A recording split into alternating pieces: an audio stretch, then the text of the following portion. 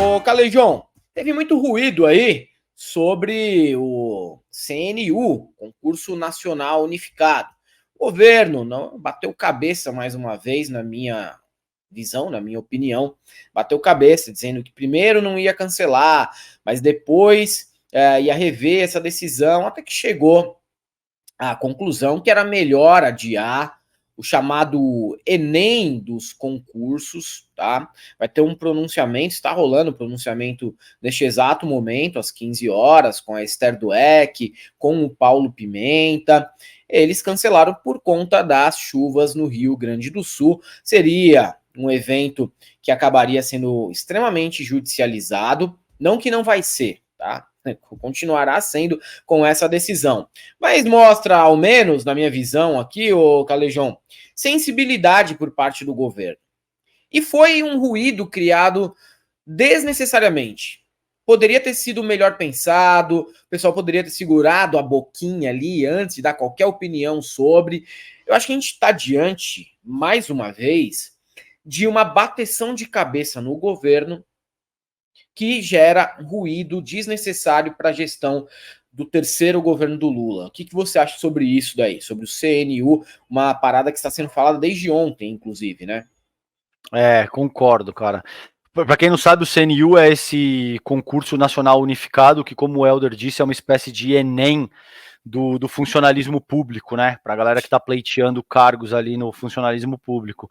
Concordo, é difícil fazer outra análise que não seja essa que você está propondo, mano, porque parece que tem uma cacofonia, sabe, Helder? É muita gente querendo falar ao mesmo tempo, aí vai para um lado, aí vai para o outro, aí toma uma decisão, aí depois muda de ideia. Cara, tem uma situação cabulosa no Rio Grande do Sul. O povo gaúcho vai ficar totalmente fragilizado. As pessoas que vão prestar. E veja, a questão: um concurso, mano, é uma dedicação de uma vida inteira.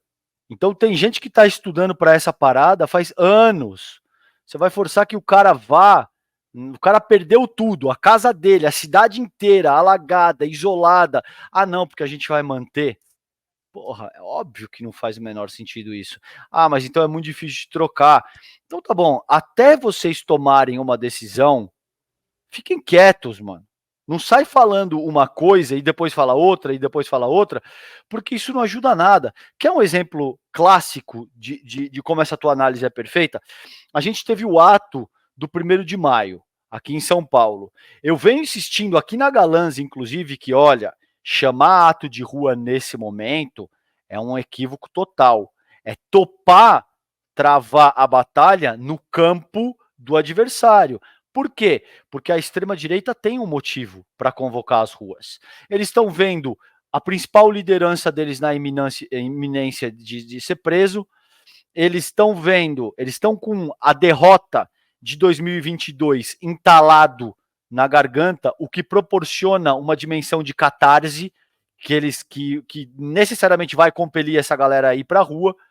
A esquerda, por mais que você possa argumentar que, cara, não, mas é uma frente ampla que ganhou. Sim, mas nós ganhamos. Nós já fizemos essa catarse em outubro de 2022. O Lula está no poder e não tem nenhum motivo mais forte nesse momento para ir para as ruas. Óbvio que eu gostaria de ter uma unidade mais ampla ao redor disso, gostaria, mas o mundo não funciona ao redor do que eu gostaria. Existe a materialidade factual de como ele efetivamente funciona. Aí organizou o ato do 1º de maio. Mano, dá 1.600 pessoas na parada, velho. Entendeu? Com o presidente da República. Aí, no ato, ao invés de colocar só as conquistas, que é tipo, vamos ampliar a isenção do imposto de renda para R$ 2.800, a Moody's colocou o Brasil de volta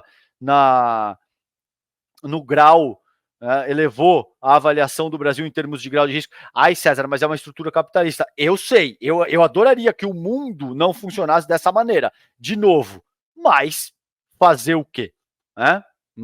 Também adoraria não ter que depender desse tipo de coisa e acho que é uma estrutura cínica e cretina. Aí, mano, ao invés de colocar ênfase só nas conquistas, falou do Boulos, criticou o próprio ato em cima do palco, falou... Mano, acabou que dispersa a parada toda, entendeu? Então, acho que é um pouco isso, acho que é um pouco mais de foco e organização e avaliar melhor as coisas, entendeu? Eu tinha que ter chamado, por exemplo, nessa ocasião, aí vocês estão vendo o Pimenta, mano, tinha que colocar mais ênfase no negócio e talvez chamar uma cadeia nacional de rede de televisão, entendeu, Helder?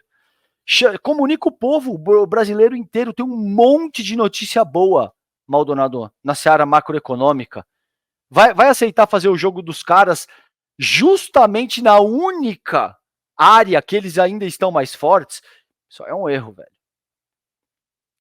Justamente. Aquele ato, além de tudo, contém um provável crime eleitoral do Lula pedindo votos ao Boulos. A gente não está em campanha, isso daí ainda vai ser muito capitalizado pela direita, e colocar 1.600 pessoas num ato de um presidente que é do Partido dos Trabalhadores é bastante grave, tanto do ponto de vista organizacional, como do ponto de vista da ligação que o PT e o governo Lula, especialmente, tem hoje em dia com os movimentos sociais, com os movimentos de trabalhadores, com os sindicatos, com todos aqueles que o partido acredita representar.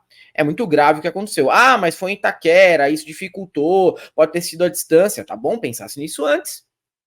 Pensasse no melhor lugar para o povo ir. Isso é você passar uma mensagem tão ruim, que vai ser explorada tanto e tanto dentro do bolsonarismo, que vocês não têm uma ideia. Ah, mas vocês ficam se preocupando com o que o Bolsonaro e com o que o bolsonarismo diz. Claro que sim. É óbvio que sim. A gente tem que se preocupar como o governo está sendo visto pelo adversário também. Se demonstra fraqueza, é algo a mais a ser explorado do outro lado. A gente não fica rindo aqui quando o Bolsonaro flopa também? A gente ri. E olha lá, flopou em Aracaju, não sei o quê. Claro que sim. Isso demonstra fraqueza do outro lado. Para ele também é a mesma coisa. Eu tenho a impressão, muitas vezes, que o Lula é cercado de bajuladores que não conseguem dizer não ou contraditório para o presidente, e muita gente que está ali numa posição de oba-oba, como se essa vitória fosse garantir mandatos e mandatos sucessivos, e se preocupando muito pouco em entender a conjuntura atual. Eu vejo muito isso, pelo menos é que eu percebo muito isso dentro dos bastidores do governo. Isso, claro, né, do ponto de vista de um jornalista, de um ponto de vista de um comunicador. Não sei nas outras áreas se o pessoal que é profissional de outras áreas concordaria comigo, mas isso me incomoda bastante no governo, esse bate-cabeça gerando ruídos desnecessários. Deixa eu pôr aqui a Esther Dweck explicando um pouquinho sobre o adiamento do CNU. Estão se preparando, então a gente estava muito focado em garantir a realização da prova no domingo, com base em tudo que era o nosso cronograma principal. Mas acho que, como já foi descrito aqui pelo ministro Paulo, o cenário da região sul foi se agravando a cada hora, né? A gente só recebe relatos, a gente tem recebido relatos basicamente quase de 2 em 2 horas sobre a situação, e o que a gente percebeu é que realmente a gente está numa situação de um agravamento sem precedentes. Só na região sul, a gente teria 100 mil pessoas envolvidas, entre 80 mil pessoas que realizariam a prova, candidatos, candidatas, e 20 mil pessoas em toda a logística no estado, né? Desde a segurança, do transporte das provas, segurança nos locais de aplicação. Né? E ontem a gente tinha um cenário que já era grave, de 154 municípios afetados, mas hoje aumentou para 235 pelo menos. Né? A gente tinha 149 bloqueios em estradas que aumentaram para 185 hoje. E todo mundo está acompanhando o que aconteceu na cidade de Porto Alegre, né, com o agravamento das condições em Porto Alegre, incluindo o aeroporto, incluindo a rodoviária, o que praticamente impossibilita a locomoção na cidade, principalmente de pessoas de fora da cidade de Porto Alegre. A gente sabe que 96% das viagens de ônibus foram canceladas em Porto Alegre, o que realmente gera um agravamento muito grande da situação. Além disso, Santa Catarina também passou a ser afetada, né, na divisa com o Rio Grande do Sul, e a conclusão que a gente teve hoje é que seria impossível realizar a prova no Rio Grande do Sul, né, seja pelos locais de prova afetados, seja pela impossibilidade de segurança na realização das provas, seja pelo risco de vida das pessoas que estariam envolvidas nesse processo. né? Então, nesse sentido, a gente tinha, né, o nosso objetivo principal, como a gente falou desde o início, é democratizar o acesso, preservar as condições de participação de todos os candidatos em todo o país. Esse é o nosso princípio desde o início, que nos pautou desde o início. Então, desde ontem, no final do dia, a gente convidou, né, a Defensoria Pública da União, que já estava se mobilizando para justamente ver o cenário de impacto sobre a população brasileira e sobre os candidatos que estavam envolvidos nesse processo.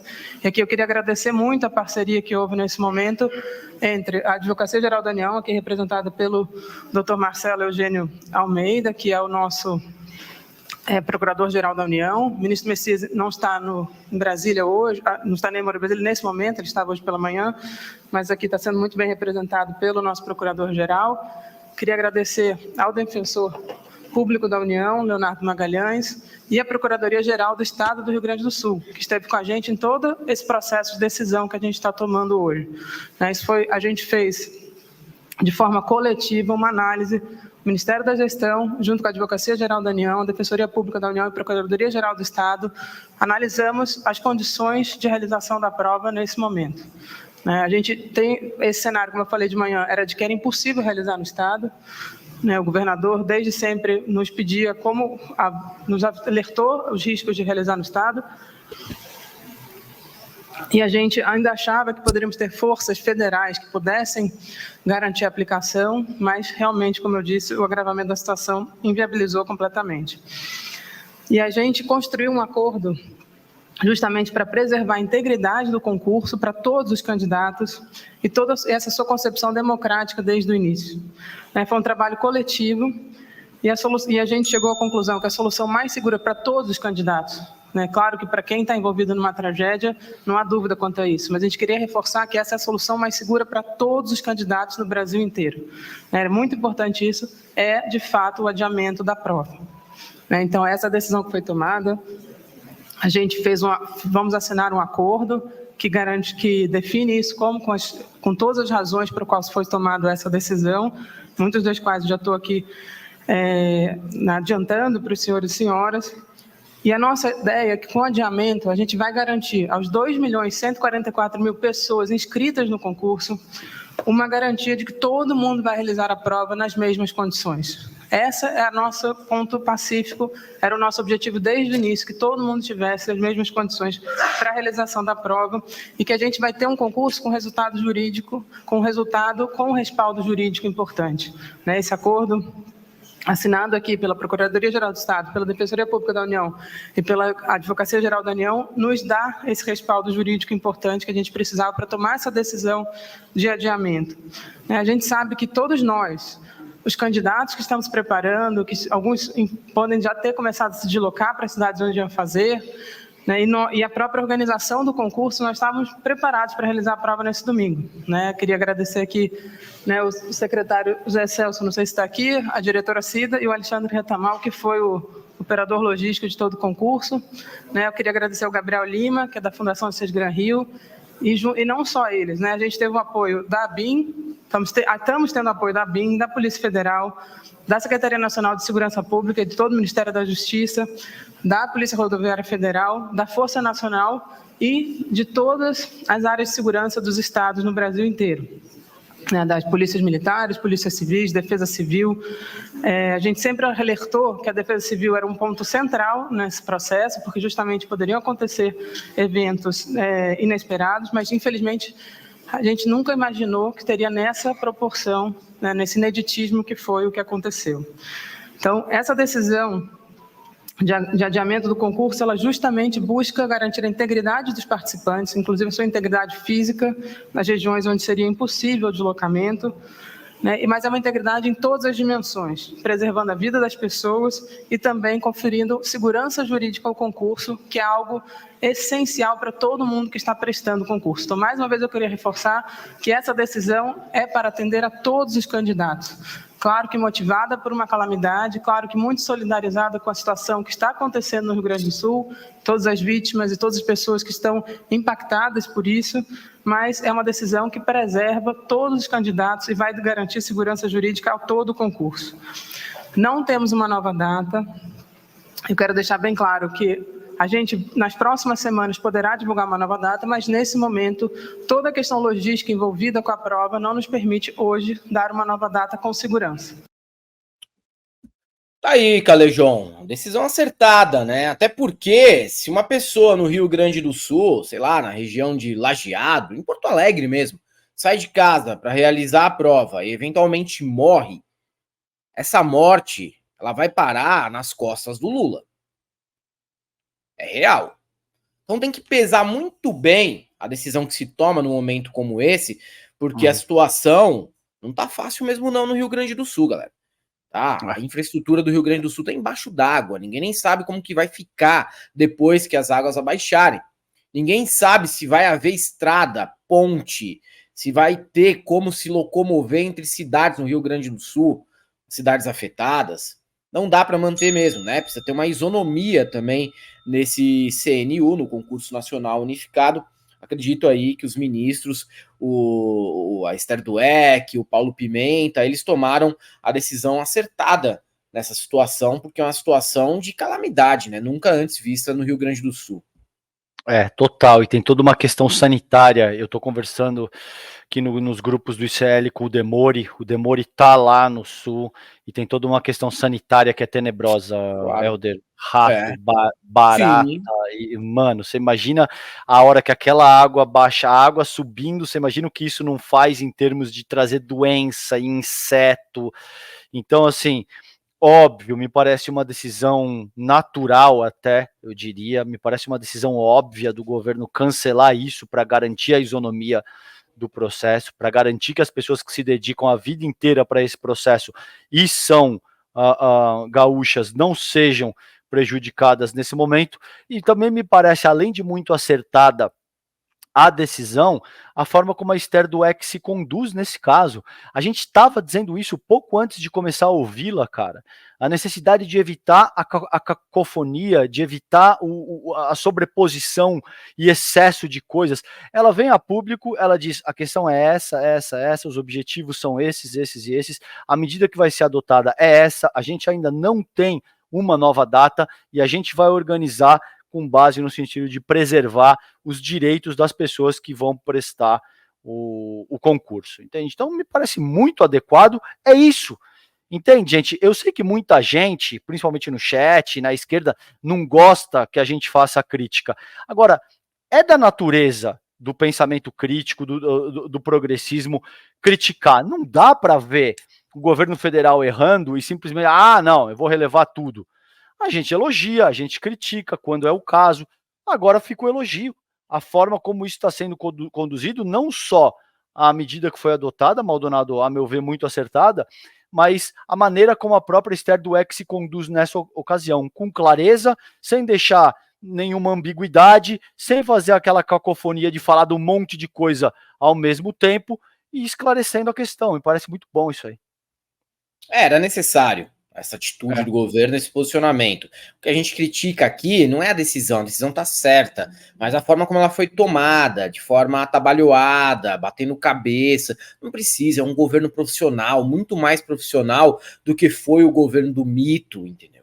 Não é um governo formado por bandidos, como foi o governo do Bolsonaro, não é um governo formado por gente sem capacidade cognitiva, como foi o governo do Bolsonaro. Então não pode, a gente não pode mesmo dar essas brechas para a galera surfar em cima. A minha crítica é essa. É uma crítica até de boas, cara, levinha crítica. Não pode dar brecha para os caras surfarem em cima, e não pode mesmo. A gente sabe como que funciona a narrativa, o embate nas redes sociais. A gente vive num mundo que é um mundo digital, que não é analógico. Antigamente, uma frase mal feita do Lula, uma decisão mal tomada, ela não reverberava como reverbera com WhatsApp, Telegram, Facebook, Twitter, Instagram, TikTok. Era diferente. Hoje, você tem que ser que nem um cirurgião, tá ligado? Cada decisão que você tomar, ela tem que ter toda a perfeição do mundo, do contrário, você vai matar o paciente, mas não, eu consegui aqui, reanimar o paciente, beleza, mas aí, já estão sabendo lá que o paciente quase morreu, não pode, simplesmente não pode dar essas brechas para Bolsonaro surfar em cima. Eu digo isso com todo o carinho do mundo que eu tenho por alguns integrantes do governo, nem todos, obviamente, não sou obrigado a gostar de todos, mas porque a gente está numa batalha duríssima aí, principalmente neste ano que tem eleição municipal e para o ano de 2026, e a gente não pode perder essa batalha. A gente tem que continuar ganhando essa batalha. A gente tem que continuar, pelo menos, ter uma força equiparada nessa batalha para a gente nunca mais passar por aquilo que nós passamos entre 2019 e o fim de 2022. Não é possível que a gente volte a repetir aquele cenário, e quanto menos erros tivermos, menos chance a gente dá para que essa corja, né, volte ao poder.